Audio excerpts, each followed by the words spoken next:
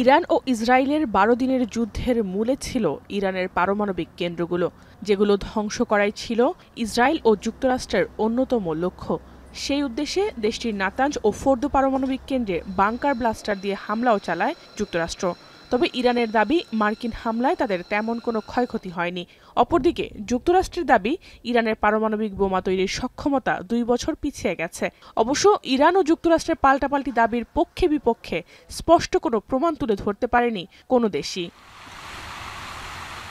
তবে সে সময় ইরানে অবস্থানরত আন্তর্জাতিক আণবিক শক্তি সংস্থা IAEA এর ভূমিকা নিয়ে প্রশ্ন তোলে তেহরান। ইরানের কঠিন সমালোচনার মুখে পড়ে জাতিসংঘের পারমাণবিক পর্যবেক্ষণ সংস্থাটি, যার অন্যতম কারণ তেহরানে যুক্তরাষ্ট্র ও ইসরায়েল হামলা চালালেও এর নিন্দা জানায়নি এই সংস্থাটি।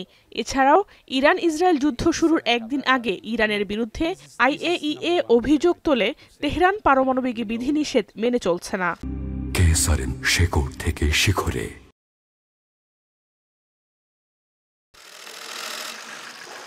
এসব ঘটনার প্রেক্ষিতে বুধবার এই সংস্থাটির সঙ্গে সম্পর্ক ছিন্নের ঘোষণা দেন ইরানের প্রেসিডেন্ট মাসুদ পেজেশকিয়ান।